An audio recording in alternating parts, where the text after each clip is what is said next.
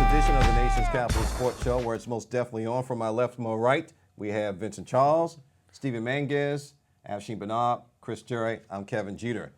Gentlemen, let's get talking about what we enjoy talking about the best and the most, and that is sports here in the DMV. Our first rule of business is to talk about those Washington Capitals. For all intent and purposes, they have been shut out mathematically. They will not be going to the NHL playoffs. Do not pass go. What a day.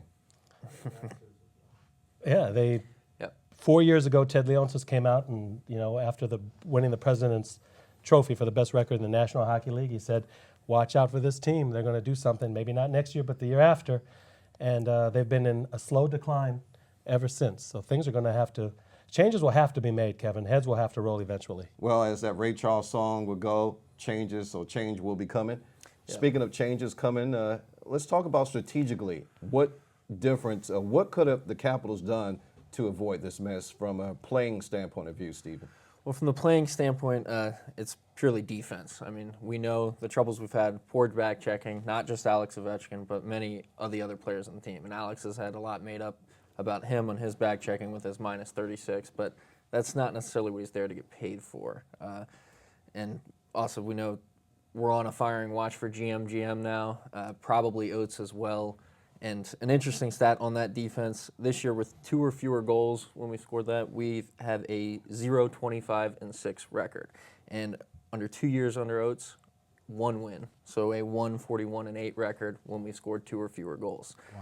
So stronger defense with whoever comes in. It's crazy. Chris, you've talked about this from the start of the season, that they would actually have to play above board. They entered the Metropolitan Division. This is what the NHL wanted in terms of competition. Had they been in any other division 2 years ago or a year ago, they probably would have made the playoffs. But this particular time around, they got what was coming to them. And when you don't perform, I guess you don't win and you don't advance. Well, that's exactly right. If you think about it, had they not had the new divisional alignment, the Capitals would have finished second in a 5-team division. But because they got moved to this new Metropolitan Division and had to play much better teams, that cost them. That's probably the fool's gold that's existed the last few years, because they have much easier teams to play against, and so their point number was high.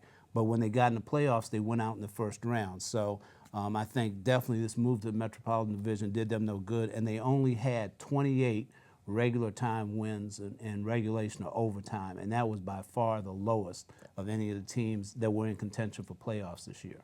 Thanks, Chris. We want to remind everyone that you're watching the Nation's Capital Sports Show on AIM or AIM, Comcast 69, and Fios 38. Vincent, we covered the Capitals in podcast 154, where you can listen to that on tunein.com. And one of the comments that you made in terms of changes that had to be made was perhaps Alex Ovechkin should be traded. You felt that we could get something for him. Do you still stand by that comment that you made a week and a half from the time in which we did that podcast? I still do, Kevin. I think it's going to be a long summer for Ted Leonsis, because he really has a lot of thinking to do. He has to get with the upper management and decide what's going to happen with Ovechkin. And I do stand behind that. I think it's time for maybe Ovechkin to go, get something for him while he's still worth something, shore up that defense, get a few more players, and rebuild. All right, going to get you guys in on that. Afshin, you always say, and you've said this in the 4 years that we've been doing this podcast and the 2.5 years that we've been doing the show here at AIM, is that basically after a hockey season, cooler heads need to prevail. Ted Leonsis came out with a statement to the fans and apologized, basically says we didn't make the playoffs, changes will have to be made. In your opinion, what changes do you have to make in order for the Capitals to move forward? Well, I'll tell you something, Kevin, and Vincent, I agree with you to a certain respect on the Alex Ovechkin case. I do not think he is the main problem of this team, though, even though he is a minus 35. Mike Green and Brooks Laich came off of 2 great seasons 3 or 4 years ago. They signed 2 huge contracts, and they have done nothing since. All they've done is gotten injured every single season. I think those 2 guys are just as important to this team as Ovechkin, and I think if you're going to trade anybody, you might want to move them as well, because you can get a lot for Ovechkin right now, But I don't know if I'd want to get rid of him just yet. He is in the prime of his career, and he's got a lot to offer, even though at that, like Stephen mentioned, that minus 35, which is kind of pathetic. But still, he's not there for defense most of the time. He's there to score. But I understand what you're saying. But I think Brooks Laich and Mike Green have to take as much responsibility as anybody else on that team. Chris, we want to get you to jump in, and then, of course, Steven. Well, I just say the thing about trading Ovechkin is the National Hockey League salary cap is really prohibitive. So it's not an issue that just trading Ovechkin and getting better players. It's like, who are you going to move him to? What kind of players are you going to get back? And is that team going to be able to fit him in their salary cap? And that's going to be hard to do. I don't see Alex going anywhere. And Stephen, I actually stated on the podcast that we did that perhaps trading for Alex Ovechkin would not be the good thing to do, because you're talking about from a strategic standpoint of view that Ovechkin is not part of the problem. He's one of the players that play in the slot, and if the Greens of the world would do their jobs, then basically that would make his job a lot easier. After all, Alex Ovechkin is known as an offensive type of player. He's not a defensive juggernaut. I think he needs some help. That's just my opinion. Absolutely. I think Ovechkin should stay, but maybe reaching a compromise. Maybe it's time to strip the C off of his jersey and just move ahead with somebody else as a captain. Whether that captain's here now or is yet to arrive in D.C. is to be seen. But I'll compromise with you, Vincent, and we'll say let's remove the C first before we start talking about getting rid of him. I agree with that, Sheen. Mike Green is the problem. He's the next of the big three when you talk GM, Adam Oates, and then Mike Green are probably the first three to fall, I think. He's still a good player, but we need stronger defense. You look at our defense, we're playing with a lot of minor leaguers this year, coming up, in and out, on rotation. John Carlson's a two-way guy, still predominantly offense on his part, which leaves you with Carl Alsner as basically the only true defenseman on the team, and it's pretty hard to play with one defenseman. All right, let's talk a little bit about GM. General Manager George McPhee. I kind of know your feelings, but I'm going to let you state the obvious. Should he stay or should he go? Yeah, it's time. He's what 16, 17 years. I really was disappointed when he let Semyon Varlamov leave a couple of years ago. That was, to me, one of the worst moves he's ever made. But yes, he should go in my mind. Chris? Yeah, I think it's probably about time just for change. And I think Ted knows that somebody has to be a sacrificial lamb for the fan base, because the fan base wants to do something, and I think McPhee is the easiest to let go. Vincent? I agree. I think he's had a good run, and I think it's time for a change. Yeah, you've heard me say it already. It's time to move on, start the next chapter. Wanted to ask you about Adam Oates. You think Adam Oates should be served up as well? I do. Now, maybe that's more fault of all the other problems we had, the players that he's dealt with, but it just gets to a point where you can't let it go on a whole lot longer. If you're going to change the system, you might as well just change everything, let him go as well. And I think one telling thing that was interesting was he had his big speech, and we almost made that late run for the playoffs, winning 3 of the last 4. And I heard Alsner personally say, we had that speech a little too late, and we could have had it earlier. We could have been turned around quicker. So perhaps a motivational standpoint as well to get them turning, to make that push a month earlier than it happened. All right, gentlemen, going to get you to grade the Washington Capitals from A to F. A being, of course, good, and B, you're the teacher here, and you're the teacher as well. But we all kind of know how this grading system works. First, we're going to start with you, Chris. Well, they finished 9th and needed to get up into the top 8. So I'd give them a D. I wouldn't give them an F, but I'd give them a D. Can I give him an E for effort? Yeah. I agree. He's probably a D. Give him an F for I'm still a big fan. I really don't want to grade them badly, but it's gone south. Well, you'll have next year to rock that red. All of us will. Vincent. Absolutely. I'd say C-. That might sound a little bit lenient, but there were some positive things about the team. The 50 goals by Ovechkin, over 50 goals, that was a good thing. There were bright moments. That's right. And they almost made it, so C-. All right. Thank Tremendous you very much. special teams. I would say that brings the grade up. Those great special teams on the power play. All right. Yes. Go ahead.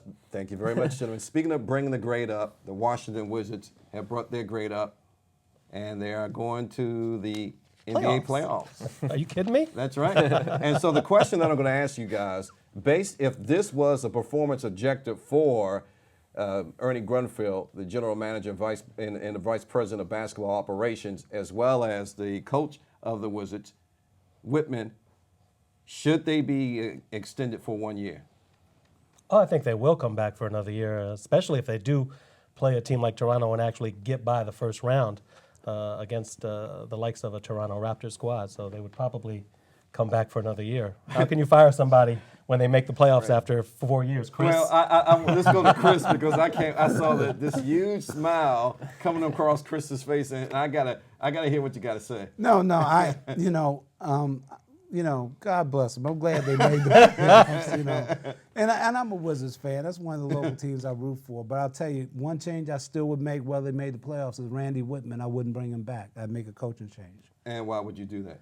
I just think that they need another coach going forward. I mean, he did a good job with what they have, but for me, I think there's other coaches out there that can do a much better job with this team moving them forward. I think another coach can get them to another level. All right. Yeah, I think just like Chris is saying, you're starting to reach that tipping point where we've been on a good ascend. We're now a playoff team, and there's going to be a lot of thought into how far can what you have actually take you, and when is the right time to bring in new people, to get new players here, and to really cross over and start to become hopefully one of the Eastern Conference powerhouses. Well, I think A few years. I think In a that's few a years. stretch because all roads to any advancement will probably lead through Miami. Right. And then, of course, you have the Indiana Pacers, in which they did beat during the course of the regular season. Right, and my thought on that is, I'm talking years still here, not necessarily next year or maybe even the following, but maybe 3 years or so it's possible. The Heat are going to be an aging team soon, and perhaps the Pacers are proving to be a bridesmaid and never a bride. So we'll see. Vincent. I disagree with you guys. You have to remember, the Wizards had that key injury with Nene, and Whitman got them through it, and they responded. Whitman is responsible for the maturation of some of these younger guys, especially Wall and Bill. So I you agree that Whitman should be extended 1 year I contract? do. I certainly do. All right. So let's talk a little bit in terms of the competition here in regards to what calculates or what commands a playoff team. For all intents and purposes, there I go, using that word again, my favorite word, the Washington Wizards have not played together. So this creates a different type of development here on how things are going to go down. Afshin. Yeah, this is going to be interesting to see what they do. Nene Hilario and John Wall and Bradley Beal. This is still a factory that hasn't been completely built yet with all the machines in there that need to run like a well-oiled machine, So they've got a lot of work to do, but they did make the playoffs. They did do something right. However, the Eastern Conference is very, very weak. That's right. It's been 6 years since the Washington Wizards have made the playoffs. Steve. Yeah, it's been a long 6 years, and as you're saying, the Eastern Conference is weak, and that's kind of how we got to where we are now, basically. You look at the difference between the West and the East. I mean, barely over 500. You're in the playoffs in the East. In the West, you've got to win near 45 games almost to be able to make it. And we're going to let you have the last word, Chris. Well, I just think that, looking at the season in general and how the playoffs are going to stack up, the Wizards have shown in the regular season they can beat anybody in the East. They've also shown they can lose to anybody. So, Dr. Jekyll and Mr. Hyde mentality, right? so I'm not sure what we're looking at. I think a lot depends on the matchup. If the season ended right now and they still got a few games to go, a couple of games to go, they would play Toronto. How they would stack up against Toronto, maybe they'd be okay. Would they do as well if they finished 7th and played Miami?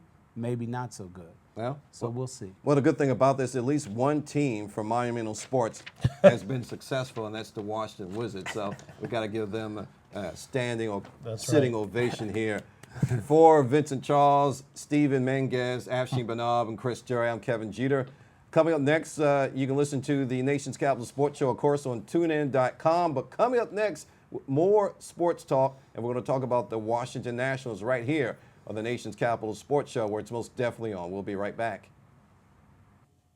Welcome back to the Nation's Capital Sports Show, where it's most definitely on. You can check out our website at tncss.net. I'm Kevin Jeter, along with Stephen Menges, Afshin Bernard, Chris Jerry, and Vincent Charles. Stephen, before we go into the Nationals piece, you had a very interesting statistic for the Washington Nationals, actually Yeah. for the Wizards. For all the DC sports, and it's something I wanted to mention. I forgot. If you look at the beginning 2012 seasons, the four major teams, the Redskins, the Nationals, the Capitals, and the Wizards were the only team not to make the playoffs, and now, beginning 2013, the Wizards are the only team that will make the playoffs. So a very interesting shift in the landscape of DC sports here, and Well, thank you life very of a much. DC fan. Well, our life as a DC fan continues with the Washington Nationals. Let's talk about them. I'm only going to do one thing, and I'm going to start this out. First impressions this year, Afshin. Well, they've played the Atlanta Braves a bunch of times already. They're 7-23 against the Atlanta Braves, and they look awful right now against that kind of a team. How they do against the rest of the NL East and the rest of the National League, that's a whole other story, because there are teams that they can beat.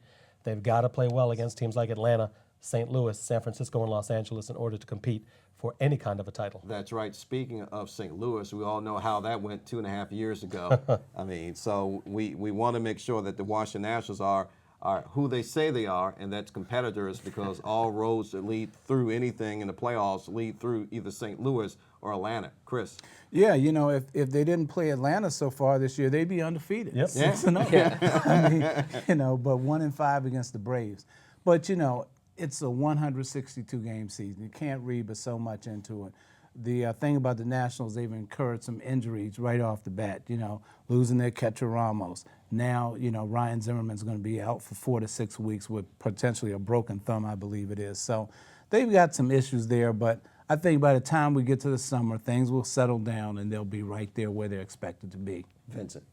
Like Afshin, I'm kind of worried about their mindset against Atlanta. And we all know that the road to the championship goes through Atlanta. There have been positive points. Guys have been hitting. Some guys have started slow. There have been positive points in the pitching. We've had some good performances in the pitching and from the bullpen. So I see a lot of positive things. The most negative thing is, yes, they're playing against Atlanta. Well, we hope that as the season progresses, as Chris alluded to, that perhaps they can pick up their confidence and their mojo along the way. Man, Ramos can't seem to catch a break. It's almost like a China doll. He cracks and he comes back, but hopefully he'll come back from this wrist injury, which is kind of common among baseball injuries. Stephen? Yeah, I hope he comes back, and it is kind of a common injury, so hopefully once he is fully healthy, he'll kind of pick back up where he left off, which was good. I mean, he was starting to look good. Right. Looks like going to be a great fill-in spot at that catcher position there. And you asked how the Nationals are looking so far. Like we said, I was going to say they're looking hurt, basically. I mean, Ramos, Zimmerman, even Span and Worth have hit the short-term deal as well, and Fister still yet to see him in a Nats uniform on a regular season so far. Well, the good thing about this is at least it's starting off early, and we hope that when they do come back, it's early in the season. I would rather for this to happen now as opposed to happen at the end of the season when they're needed. Let's talk a little bit in terms of instant replay and how that has been kind of like a hot spot with me in Major League Baseball when it comes to the Nationals. I saw a game last night where they played against Atlanta in Turner Field where a ball was hit and it got stuck in the carpet, and that just kind of like the way in which they played it or the umps called it, they did the right call, but man, something about this instant replay doesn't rub me. It's rubbing me the wrong way, Afshin. Yeah, well, there have been a few cases, not just with the Nationals, but around Major League Baseball. And, this thing is supposed to take 1.5 minutes to 2 minutes long before they make a decision. There was a case with New York and Boston that took almost 5 minutes where it was the runner tagged out. And clearly the runner overran second base, or he slid into second base, overran it, and I think it was Pedroia's glove was on his back. They went to the videotape, nothing, no call. He was safe at second. So, you're going to find these things happening right now, and I think we've got some glitches, and they've got to do some tweaks to it. But this replay system should work if you got the proper eyes looking at the replay. Well, perhaps, as you said, as the season develops, they're going to actually, iron out those kinks. Chris? Yeah, I agree with Afshin. I think they need to iron out the kinks because right now there's some unintended consequences of what they've done. One of the things that the managers are doing now is before they challenge, they'll go out and kind of argue or discuss the play, wait for the assistant coach to go and look and see if the replay proves what should have happened or not, and then they're waiting for a thumbs up whether to say, I want to appeal or not. I think they need to probably tweak it and say, if the manager leaves a dugout to go to argue that play or say that he's thinking about it, then that means you have to challenge it. You can't sit there and say, wait and just discuss it for 35, 40 seconds until it gets better. Plus, the other thing, too, that is kind of interesting is you put television companies in charge of this, because there was a play the other night where the replay was not shown to folks at home until after the next play began. So you've got a director in a truck who can decide, I'm not going to show that replay right now. Let them go on. Now I'll show the replay after the fact. It's too late once the next play's begun. Vincent. Those are good points, Chris. And I agree with you guys. There's going to be a learning curve here.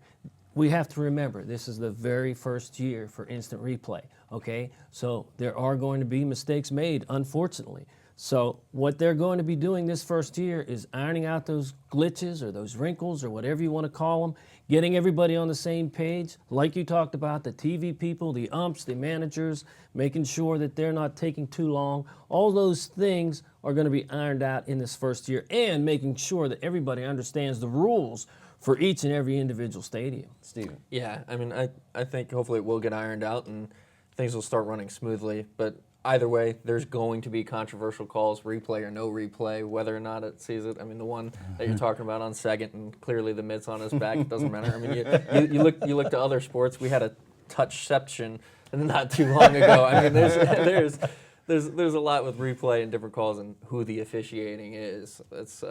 That's why we love sports. That's right. I mean, what is sports without a little controversy? Right, Let's exactly. talk a little bit about skipper Matt Williams. He's been aggressive on calling the steals, and I want to get you guys' impression on that. First, we're going to start with you, Chris. Well, I wasn't really a big fan of him being hired, but, now that I've watched him and the way his approach is to the game, I actually like the move. I think that he's going to be a good manager for them. As opposed to Davey Johnson, who Grandpa. you referred to as grandfatherly Grandpa. like. He didn't want to take chances, but that was his modus operandi. Yeah. And so, but that's nice to know that you like the changes, or you like what you see so far in Matt Williams. Afshin. Yeah, I do. He's aggressive. The big point for me that I take out of all this so far during spring training and early part of the season is that the players are all in for him.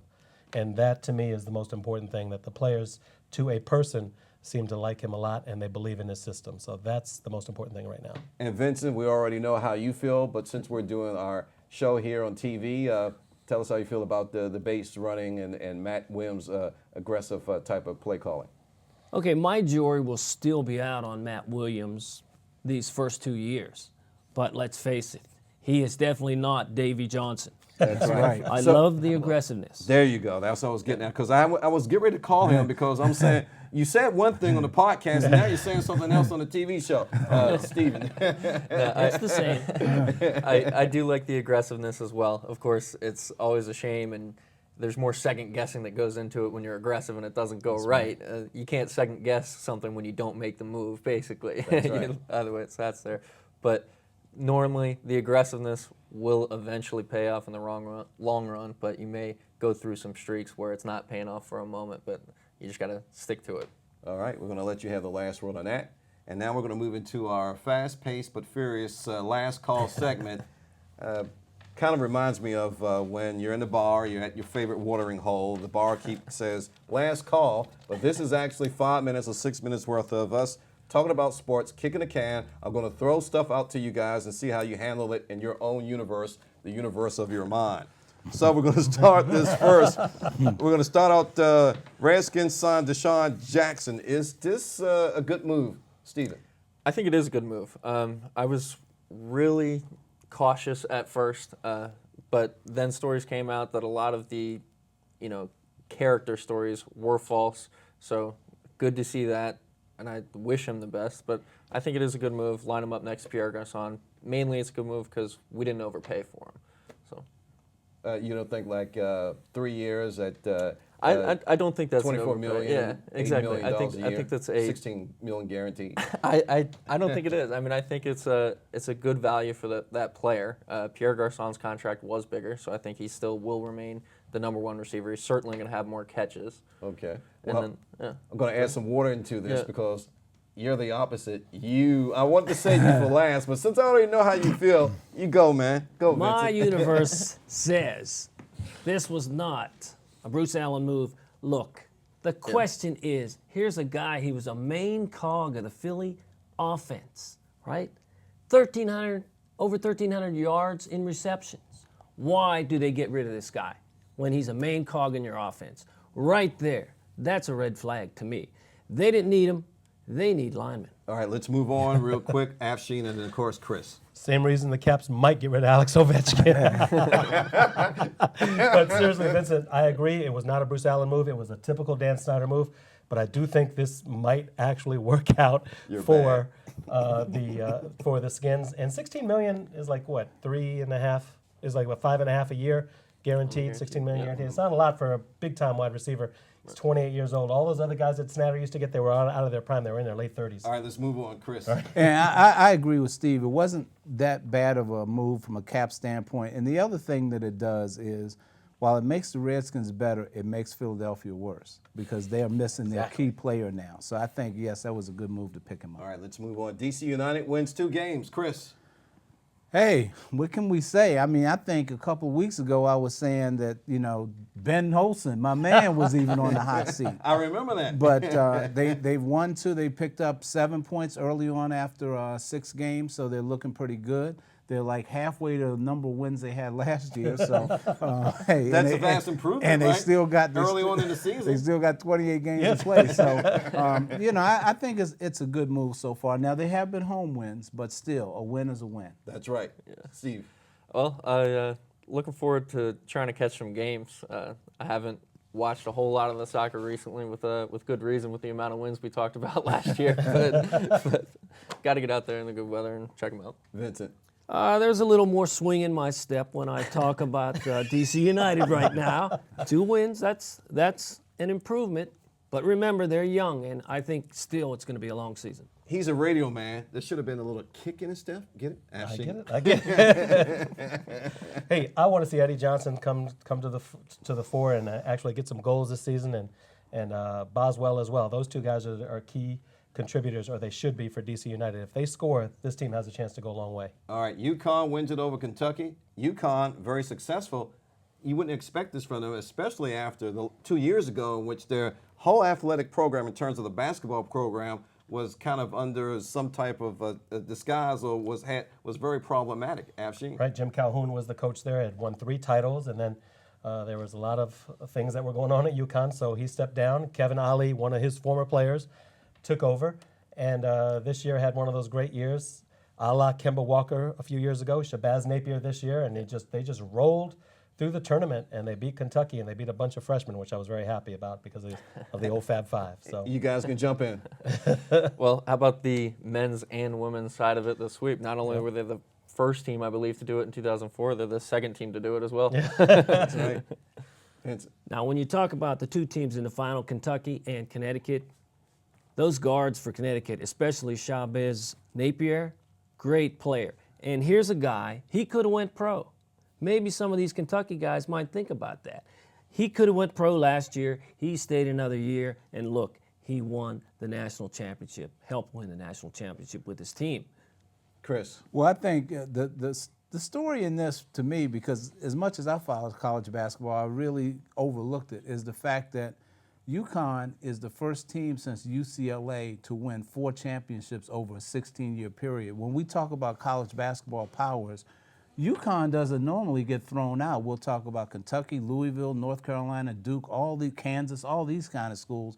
We never talk about UConn. If you look at all this expansion that has gone on with conferences, nobody seemed to want UConn to go to any other league. The Big Ten didn't want them, the ACC didn't want them, and yet here their basketball program, along with the women's, that's 13 championships in a course of over 16 years. And Gino Auriemma, how about that title? 9. Yeah. All right, let's move on.